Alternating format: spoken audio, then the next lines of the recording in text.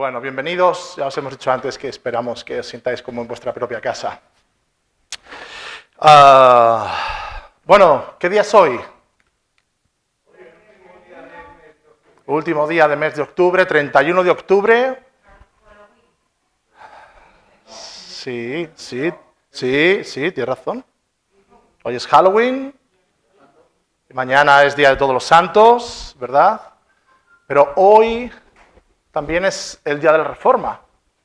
Entonces, qué difícil es elegir entre si predicar entre el Día de la Reforma y predicar en contra de Halloween, ¿vale? No predicar de Halloween, sino en contra de Halloween. Así que voy a hacer una mezcla. ¿Te parece bien? ¿Sí? Pues sí, vamos a hacer una mezcla. Quiero dar una pequeña pasada alrededor de cosas que han estado sucediendo en nuestro mundo, enfocados prácticamente a esto, al Día de la Reforma y Halloween y Día de Todos los Santos, ¿no? La verdad es que cuando llegan estos días, mucha gente se pregunta, ¿no? Y dice, bueno, ¿qué ocurre conmigo en cuanto al tema de Halloween? ¿Puedo participar? ¿No puedo participar? ¿He de participar? Porque la verdadera pregunta no es puedo, es si he de participar o no de participar. Pero vamos a ir por partes, ¿vale? 31 de octubre de 1517, Martín Lutero clava en la iglesia de Wittenberg sus 95 tesis. Y yo no sé, ¿habéis leído las 95 tesis alguna vez? ¿Os habéis parado a leer las 95 tesis? Yo ayer estuve dándolas un repaso y es curioso, ¿no? Porque mucha gente lo que hace es acusar a Lutero de dividir la iglesia cristiana del momento, la iglesia institucional. Pero si tú lees las 95 tesis, te das cuenta que él no quiere protagonismo, que él no quiere dividir nada, que él lo único que quiere es que la iglesia vuelva a los orígenes, ¿verdad? Y todo el problema, la mayoría de los problemas, o realmente casi todas las tesis están basadas en el problema con el dinero.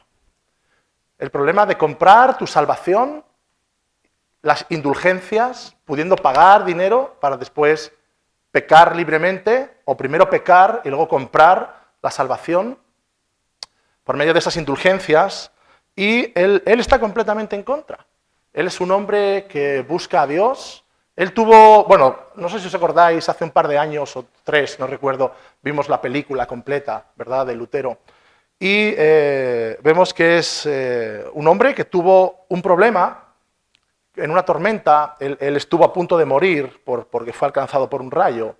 Y lo que hace es encomendarse a Santa Ana, la patrona de los mineros. Su familia era minero, su padre era un comerciante de cobre, latón y demás. Entonces él se encomienda a Santa Ana y le dice, si no me muero de esta, yo voy a vivir toda la vida como un monje, voy a dedicar mi vida a Dios. No murió. Bueno, todos aquí conocemos y sabemos el poder que tiene Santa Ana, ¿verdad? O sea, ninguno. Pero Dios tenía un plan al respecto de todo esto. Tenía un plan porque era necesario reformar el cristianismo del siglo XVI. Un cristianismo oscuro, un cristianismo única y exclusivamente preocupado por tener grandes logros económicos, y vemos que León X, el papa del momento, y el anterior papa, no recuerdo el nombre ahora mismo, ellos estaban única, exclusivamente enfocados a construir la Basílica de San Pedro en Roma y demostrar el gran poder que tenía la Iglesia. ¿Qué es lo que ocurre? Necesitan dinero y empiezan a vender las indulgencias. Todo esto, Lutero ya había sido ordenado como sacerdote, y era un hombre en el que dicen que no encontraba esa paz para con Dios que muchos de nosotros ya hemos encontrado. Él no encontraba el perdón de los pecados en los sacrificios, no encontraba el perdón de los pecados en todos sus esfuerzos, en todo lo que de alguna manera el cristianismo, repito, oscuro del siglo XVI estaba enfocado. Este hombre dice que se pasaba incluso 6 horas confesándose. Incluso, hablo un poquito más despacio, si quieres. ¿Está bien? ¿Está bien que hable más despacio o está bien así? Vale. Es que controla perfectamente español e inglés, puede ir a toda velocidad. Entonces, él estaba a veces hasta 6 horas confesándose con su confesor. Muchos de sus compañeros del monasterio, muchos de los líderes del monasterio, incluso llegaban a decir que era un vago, que estaba tanto tiempo confesándose porque no quería trabajar dentro del monasterio. Pero no era cierto. Lo que es cierto es que Lutero estaba buscando el perdón de Dios y no lo encontraba. Era un hombre que, según dicen, su padre era un hombre muy estricto, que nunca le dijo bien hecho, que nunca le dio un parabién, que nunca le estimuló, que nunca le potenció. Y Lutero era un hombre que estaba siempre mirándose hacia adentro y viendo que había cosas que no estaban bien, ¿verdad? Era autocrítico. Y también con su relación con el Señor. Él era autocrítico y veía que había pecado delante de Dios que no había sido perdonado.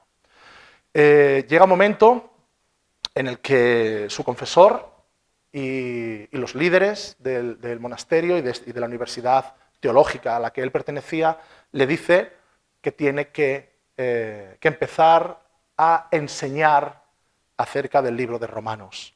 Hay quien dice que era una manera de entretenerle para que no estuviera todo el día pensando y cavilando que el pecado no había sido perdonado en su vida. Pero al fin y al cabo todo esto lo que le lleva es a estar en un punto en el que está estudiando el libro de Romanos, y todos conocemos que el libro de Romanos enseña que el justo por la fe vivirá, y que la gracia de Dios ha sido revelada en el Evangelio, ¿verdad? Y que nos enseña que no es por obras, sino que la justificación es por la fe en Jesucristo, y porque Jesucristo ha puesto su vida por nosotros en la cruz del Calvario. Lutero empieza a entender esto, empieza a experimentar esto y empieza a predicar esto en sus sermones y empieza a enseñar esto en sus clases a los nuevos candidatos a sacerdotes. Llega un momento en el que Lutero entiende que este punto es muy importante y lo que hace es escribir estas 95 tesis y clavarlas en la puerta, como decíamos antes, de la iglesia, la cual él era sacerdote. Claro, hoy en día hubiéramos hecho una publicación y lo hubiéramos subido a Facebook, Instagram, Twitter y hubiéramos generado un debate, ¿verdad? Antiguamente, no sé si sabes que no había Facebook. En el siglo XVI no estaba inventado Facebook.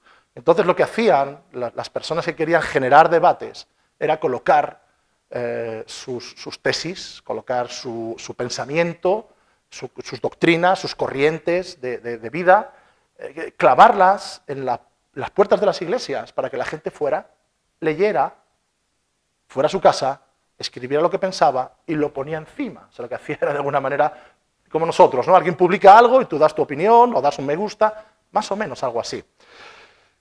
Lutero no tenía ninguna intención de dividir la iglesia. Lutero solamente tenía la intención de que se volviera al verdadero cristianismo. Te invito a que leas las 95 tesis. Y las 95 tesis están diciendo única y exclusivamente es no podemos vender la salvación por dinero. Y hay un montón de ellas, he apuntado 13 de ellas. Por ejemplo, la 52 dice la seguridad de la salvación por medio de las cartas de indulgencia es vana, no vale para nada. Aunque el comisario o aunque el propio Papa pusieran su alma como prenda.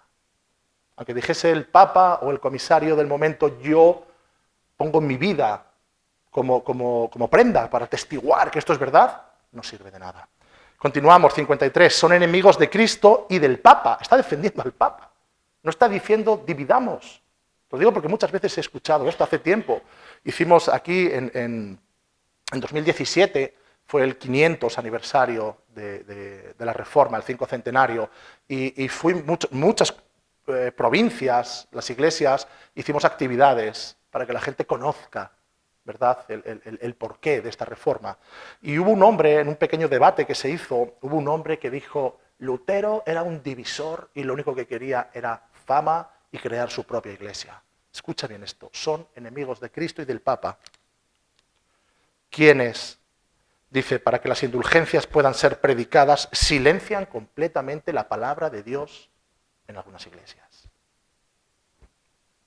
Se hace daño a la palabra de Dios cuando en el mismo sermón se gasta el mismo tiempo o más que hablar de las indulgencias que de predicar la propia palabra de Dios. El verdadero tesoro de la iglesia es el Santísimo Evangelio, un evangelio de gloria y de gracia de Dios. La 62, perdón, esa era la 62, 75, 76 hasta el 80, dice, pensar que las indulgencias papales son tan grandes que pueden absolver a un hombre, aunque haya cometido un pecado imposible, fijaros lo que llega a decir, un pecado imposible tan grande, dice que es imposible, como haber violado a la Madre de Dios, esto es una locura. Está diciendo, pensar que por pagar cualquier pecado, hasta algo tan imposible, tan loco, tan extremo como haber violado a la Madre de Dios, así dijo, esto es una verdadera locura y es una blasfemia. Dice, porque las indulgencias papales no son capaces de borrar el menor de los pecados. No puedes comprar ni un solo perdón por dinero. Continúa hablando, dice muchas más cosas, ¿verdad? Pero prácticamente esto es lo que está diciendo. Dice, si es verdad que el Papa tiene poder para sacar a las almas del purgatorio, ha de utilizar ese poder no por razones triviales, como la necesidad de dinero para construir una iglesia, sino sencillamente por amor, y ha de hacerlo gratuitamente. Lutero, el enfoque de Lutero fue única y exclusivamente volver a la verdad del Evangelio. Volver a la verdad del Evangelio. Esto podíamos alargarlo un montón y tomar los 35 o 40 minutos de la predicación de hoy, 31 de octubre, ¿verdad? Pero claro, también me habéis dicho que tenemos un problema con la noche de Halloween, ¿no? Se lo ha dicho, ¿Damaris fue? Y dijo, Halloween.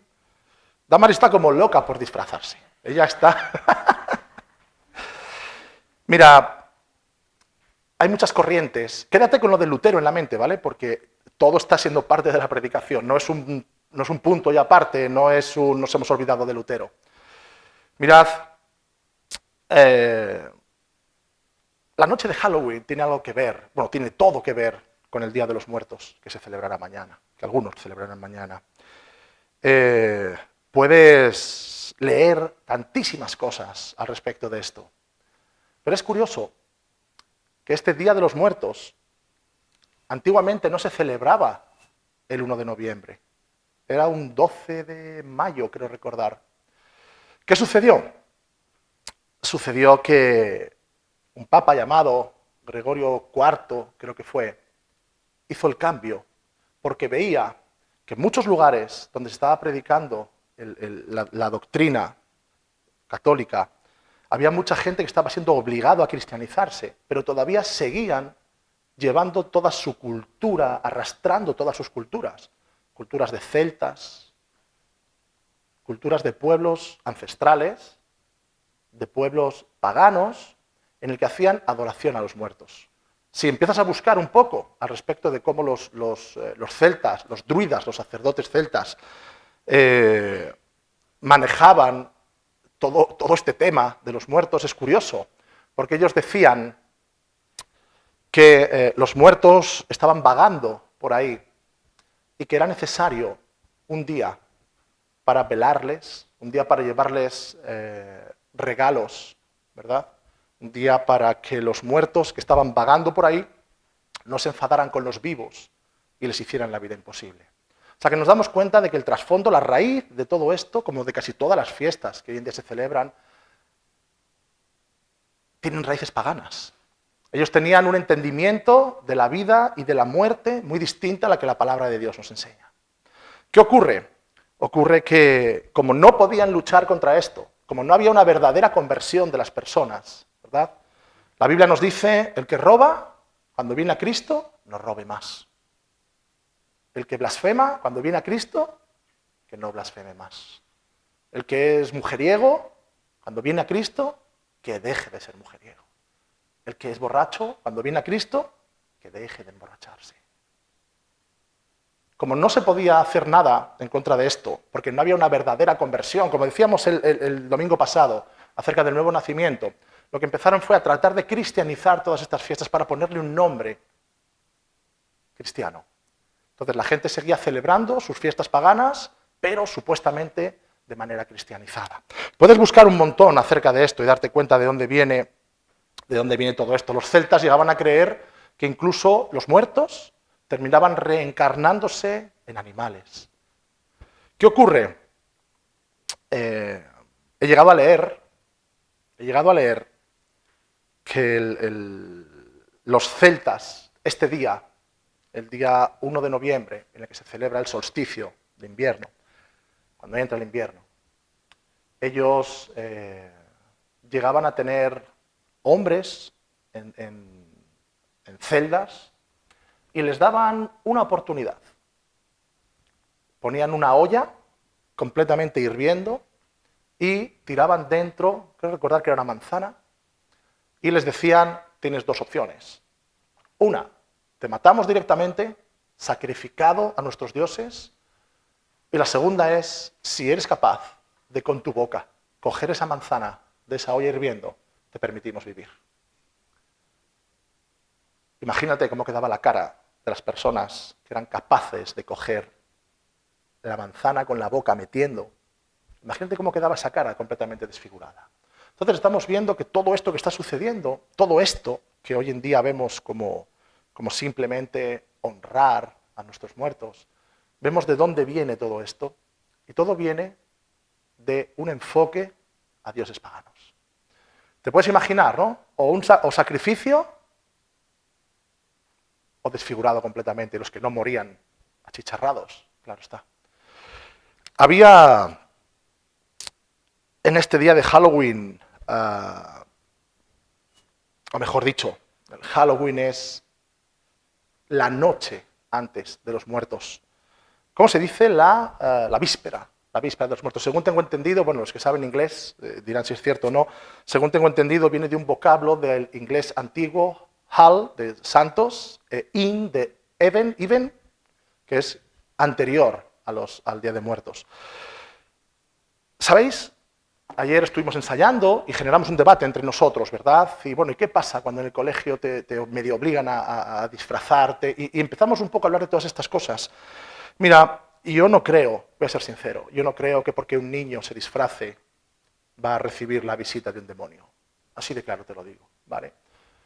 El problema no es el disfraz, el problema es en lo que estamos participando en todo esto. Y quiero ir a donde tenemos que ser prácticos, ¿vale? El tema es el siguiente.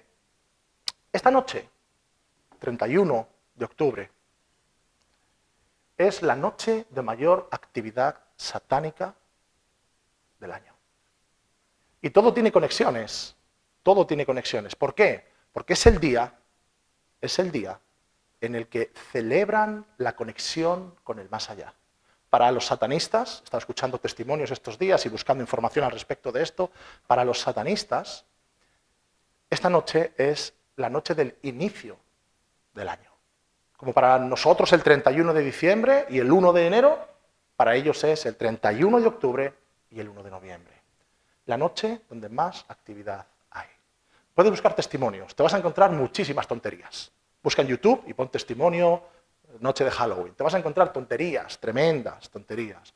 He escuchado de una mamá que estaba con su hija y que entraron en un restaurante de comida rápida y le hicieron un regalito con unas pegatinas en relación a Halloween. Y según esa niña cogió las pegatinas, la niña empezó a llorar, empezó a portarse mal. Vale, bien, muy bien. Pero hay testimonios verdaderamente escalofriantes. Hay ex-satanistas que han salido de todo este movimiento y cuentan cosas, cuentan celebraciones, cuentan aquelarres. Dicen que ellos están ya desde un mes y medio, 2 meses antes preparando esta noche. Esta noche, en muchos lugares, van a matar bebés. Esta noche, en muchos lugares, van a abrir embarazadas. Contaba uno de los ex-satanistas que normalmente ellos ya hacen un poco sus planes para tener orgías meses antes de esta noche, para que alguna de las chicas de la secta se quede embarazada y llegara esta noche con aproximadamente unos 6, 7 meses de embarazo. Dice que una de las noches que él estuvo, una de estas chicas entró en trance y ella misma, de su propia voluntad en trance, se puso como en un tipo de altar. Llegó el sacerdote, sacó una daga, que le llaman la daga no recuerdo, la daga de los sacrificios o algo así, abrieron su vientre, sacaron el bebé, le cortaron en trozos y después de esto dice que entre todos bebieron la sangre y se comieron el corazón de este bebé. No solo esto, sino además dice que una semana antes empiezan a pedir a los nuevos, a los que se van a iniciar en estos rituales, en estas prácticas satánicas, les mandan que vayan a iglesias y que tomen el pan y el vino y se lo lleven a casa. Una vez orado por ello, una vez presentado, que lo tomen y se lo lleven a casa. Y esa noche, todos los que han cogido pan en nuestras iglesias lo ponen todo junto en un recipiente, orinan sobre ello y después de esto bautizan a los nuevos. ¿Por qué te quiero contar esto? Te quiero contar esto para que veamos que todo lo que hay detrás de una noche como esta, de Halloween, no solamente son disfraces de hadas, disfraces de brujas, disfraces de muertos, disfraces de demonios, que son poco agradables, la verdad. Yo ayer estaba trabajando por la mañana, pasé por una ludoteca y de repente pone un montón ya sabéis, ¿no? Cuando los que trabajáis con niños, pues pones cartulinas para llamarles la atención y tal, y en la primera cartulina ponía alegría, en la segunda cartulina ponía amor, en la tercera cartulina ponía tristeza y en la cuarta cartulina ponía miedo. Estamos enseñando a nuestros hijos, bueno, no hablo de nosotros, hablo del entorno, hablo de la comunidad, hablo de la comunidad, me refiero a nivel calle. Les estamos enseñando a vivir de una manera poco real con las cosas espirituales. Y mientras algunos están sacrificando bebés, incluso hemos escuchado testimonios que lo mejor es si ese bebé es hijo de un pastor. Estamos hablando de cosas reales. Estamos hablando de cosas reales. Tú puedes decir, yo no quiero tener ninguna conexión con esto. Yo no quiero involucrarme en esta celebración, porque sé lo que hoy se está celebrando. Y podemos ser prácticos, muy prácticos. Y es, si dejamos que nuestros niños se disfracen de demonios, abran las puertas al no pasa nada, ¿cómo les vamos a hablar después de un verdadero evangelio que salva? ¿Que salva de qué? Si me enseñaron que no pasaba nada. ¿Que me libra de qué? Si me enseñaron que no pasaba nada. No, es que hay un mundo espiritual, con el que yo he estado jugando siempre. Entonces tenemos que ser coherentes con lo que está sucediendo. Muy coherentes con lo que está sucediendo. Y lo que está sucediendo es una guerra espiritual. Que quizás no vemos con nuestros ojos, pero repito, investiga un poco, investiga un poco, investiga un poco. Me vas a decir, bueno, ¿y qué tiene que ver la Reforma con el día de Halloween y con la celebración del Día de Muertos y de las culturas paganas que inyectaron todo esto a nuestro tiempo? Yo creo que tiene mucho que ver en un punto, y te lo voy a leer. El reino de los cielos, Mateo 13, versículos 44, 45 y 46. El reino de los cielos, dice, se puede comparar a un tesoro escondido en un campo. Un hombre encuentra el tesoro y vuelve a esconderlo allí mismo, porque no es suyo, ¿no? Entonces dice, no me voy a llevar algo que no es mío, que voy a robar, lo dejo aquí, de nuevo escondido. Dice que lleno de alegría, vendió todo lo que poseía y compró aquel campo. Y continúa diciendo, en el último versículo que os he citado, 46, también se puede comparar el reino de los cielos a un comerciante que anda buscando perlas finas. perlas preciosas, perlas de gran precio, perlas que excedan de lo normal, que se pasen de lo natural. Y dice que cuando encuentra una de gran valor, va, vende todo lo que posee y compra esta perla. Estas dos parábolas nos enseñan lo mismo. Uno, nos enseña el valor del reino de Dios, lo que verdaderamente vale el reino de Dios. Y dos, el costo que tiene el reino de Dios. Uno, es de gran valor, porque incluso el que se dedicaba a mercadear, a trabajar, a comerciar con perlas, cuando vio aquella perla supo que era una perla especial. El reino de Dios no es cualquier cosa. El reino de Dios es lo más especial que tú y yo podemos tener en nuestro corazón. Te aseguro, no hay nada de nada. No hay nada de nada que se pueda asemejar a estar en el reino de Dios. Si no, no estaríamos aquí. Si no, no estaríamos aquí. Estaríamos haciendo otras cosas.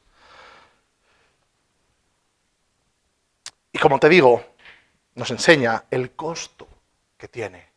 Estos dos hombres fueron, vendieron todo lo que tenían para conseguir ese tesoro, para conseguir esa perla. Tiene un costo. Y tiene el costo de tu vida y de mi vida.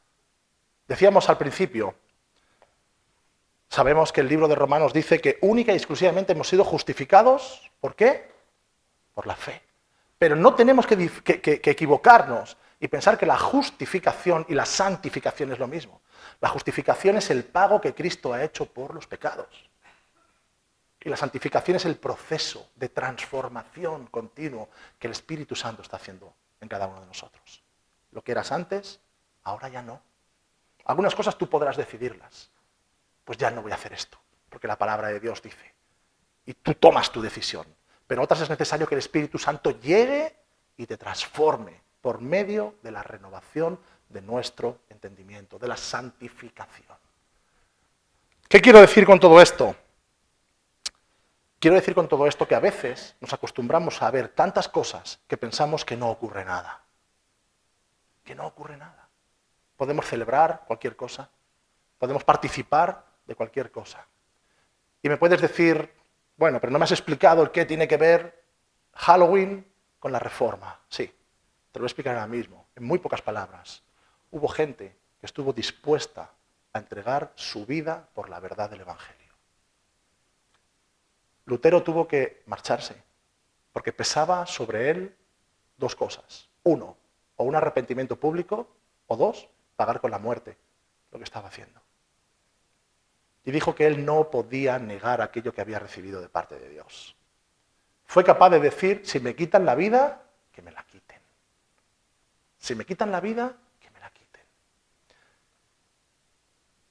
¿Sabes? Mandamos un vídeo, íbamos a haberle puesto hoy, porque se supone que se estrenaba esta noche, el vídeo de la noche que morí. No lo hemos puesto porque lo mandamos el otro día, puesto que adelantaron el estreno y al final decidimos mandarlo por el WhatsApp de la iglesia. No te voy a preguntar si le has visto o no. Si no le has visto, te invito a que le veas. Es un vídeo en el que explicamos, bueno, en el que explico por qué Eva nunca quiere salir en las cámaras, no quiere nunca que se la vea. Bueno, que se la vea sí, pero hablar no quiere. Es un vídeo en el que explicamos cómo empezamos a jugar con el ocultismo y cómo dos chicos se quitaron la vida, engañados por el diablo. Un vídeo en el que explicamos cómo empezamos a ver las cosas del ocultismo de forma normal. Cómo el miedo empezó a atarnos. Noches enteras sin dormir, pasando verdadero pánico. Pasando verdadero pánico. Noches escuchando tambores. El día que mi amigo se quitó la vida, yo aquella noche estuve escuchando tambores toda la noche. Así como si fuese una película de ambientación de ocultismo y se escuchan tambores de fondo, estuve toda la noche escuchando tambores. Hablaba con mis amigos, estábamos 3 chicos en la misma casa durmiendo aquel día, y yo les preguntaba, ¿escucháis algo? Y me decían, no escuchamos nada. Yo estuve una noche entera escuchando tambores. ¿Y sabes cómo empezó todo? Queriéndonos hacer los más guays, queriéndonos hacer los diferentes, queriéndonos hacer los mayores. Teníamos una banda. En aquella banda le dábamos honra a Satanás. Lo decimos en el vídeo. En aquella banda las letras eran de adoración a Satanás. Aquellas letras eran acerca de cómo nos imaginábamos el día que íbamos a morir. Y empezamos a jugar con 13, 14 años con todo aquello. Y cuando llegamos a los 18, no te puedes ni imaginar la de veces que el diablo trató de engañarnos con deseos de suicidio. ¿Verdad o mentira, Eva? La de veces que yo he estado parado frente a un semáforo, iba a pasar un camión y me ha venido algo a la mente y me ha dicho, tírate. No te puedes ni imaginar. Y todo empezó como un juego de la nada, de voy a hacerme más mayor, que todos vean lo que soy capaz, que todos vean. Ese es nuestro Halloween. Ese es nuestro Halloween. Que nuestros hijos piensen que guay, no pasa nada. Juguemos con el más allá. Juguemos a disfrazarnos de muertes, de demonios. Y luego tratemos de hablarles y digámosles, eso está mal. Dios te dice, Dios habla, Dios está en contra. No hay mayor victoria, mira lo que te voy a decir, no hay mayor victoria de Satanás que hacernos creer que no existe. No hay mayor victoria de Satanás que hacernos creer que no existe. Si nuestra conciencia, si nuestra forma de entender el más allá es esta, y cuando digo esta es jugar con ello, Satanás va a tener mucho camino ganado. Mucho camino ganado. Hubo hombres y mujeres que fueron capaces de dar su vida para que las cosas cambiaran. En el siglo XVI, con la Reforma Protestante. Hoy nosotros tenemos que ser hombres y mujeres que seamos capaces de entender lo que está sucediendo a nuestro alrededor y de comprometernos con el Señor. Te voy a decir una cosa. Hoy no están ni Nazaret ni Aarón aquí, pero la de luchas que hemos tenido con ellos porque querían disfrazarse e ir a coger golosinas como el resto de los niños. Y la de veces que nos han dicho que no pasa nada, que no pasa nada, que no pasa nada. Y nosotros les decíamos que sí que pasa, que sí que pasa, que no queremos participar de esta fiesta. No queremos participar de esta fiesta. A veces somos llamados a reformar nuestro pequeño entorno. Y repito, el problema no es el disfraz. El problema es lo que esta fiesta está inyectando en el corazón de nuestros jóvenes. No pasa nada. No te preocupes. Baja el listón. Baja el listón. No seas tonto. No seas tonto, hombre. No seas extremista.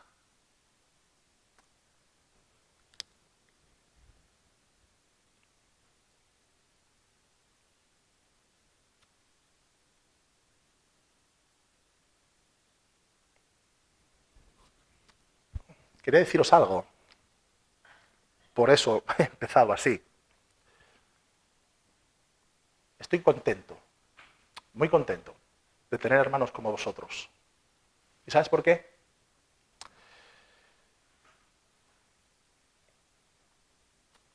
Porque hay iglesias mejores que esta. Iglesias que saben hacer las cosas mejor que las hacemos nosotros. Iglesias que predican un evangelio de no te preocupes, no pasa nada. Por eso hablar hoy de la Reforma, porque sí que pasaba y había que cambiar. Y por eso hablar de Halloween, porque sí que pasa y tenemos que saber. Iglesias que predican un evangelio light, un evangelio en el que tú puedes hacer prácticamente lo que quieras siempre y cuando vengas a la congregación, levantes tus manos, seas cool. ¿Cool se dice? Sí, ¿no? Así como guay, ¿no? Pero no importa prácticamente lo que creas. Y os voy a leer algo que estos días me pasó, Eva, ayer o anteayer. Un hombre, no recuerdo quién es, simplemente lo he transcrito. Y dice, la iglesia actual, la iglesia del siglo XXI, se ha obsesionado con ser popular, solo ser popular, hacer las cosas guays. Hasta el punto de cambiar el evangelio por una filosofía aceptable para este mundo. Un mensaje impotente para salvar, un mensaje impotente para santificar, un mensaje impotente para transformar el estilo de vida de aquellos que escuchan este mensaje. Un evangelio, entre comillas, una corriente, que no transforma desde el interior al individuo, que no requiere una obra transformadora del Espíritu Santo. Y dice, un evangelio así no vale mucho. Un evangelio así no vale mucho. Estamos en un momento, dice, que ningún estilo de vida pecaminoso es rechazado por parte del cristianismo actual, del cristianismo moderno. Y dice, hasta llegar a un punto que el cristianismo está llegando a no tener nada que ver con seguir a Jesús. Es fuerte, ¿eh? Nada que ver. Esta semana yo mandaba un vídeo al grupo que tenemos, Eva, Nazaret, Aaron y yo, de unos cantantes famosos, supuestamente cristianos de cuna, gente que han nacido dentro del Evangelio. Y 2 vídeos, hay muchos más, pero 2 vídeos. En uno de ellos, este matrimonio, él con su vídeo, con su teléfono móvil, dice, esto para nuestros haters, para los que nos odian. Y enfoca a su mujer, y su mujer con un top, que prácticamente se le veía casi todo, y con un pantalón cortito, permitidme la expresión, perreando en el vídeo. Perreando. ¿Alguien no sabe lo que es la expresión perrear? Todos conocemos. ¿No sabes lo que es perrear, Lupe? Movimientos obscenos, sacando el pompis y caderas, una mujer, ¿vale? Eso es perrear. Esto para nuestros haters. Mirad cómo mi mujer se muestra al mundo. Otro vídeo en el que esta misma pareja, ella se ha quedado embarazada y él sale dando una rueda de prensa. Son gente conocida, son gente famosa dentro del mundo de la música. Y dice, bueno, tenemos que comentar la feliz noticia de que vamos a ser papás. Y todo el mundo, oh, qué bien, qué bien. ¿Vamos a tener un bebé? Oh, qué bien, qué bien. ¿Vamos a tener un hijo, una hija o un hije? Mira, escuchas esto. Y luego son los que están mostrando a nuestros jóvenes, y no a nuestros jóvenes, sino mostrando al mundo lo que es el cristianismo. Y se está convirtiendo en una corriente, un pensamiento que nada tiene que ver con la transformación que el Evangelio nos brinda a cada uno de nosotros. Sigo leyendo. Jesús nos libró del pecado. ¿Para qué? Para vivir sin pecar. Vivir una mentira, dice este hombre en letras bien grandes, vivir una mentira es peor que decir una mentira. Vivir una mentira es peor que decir una mentira.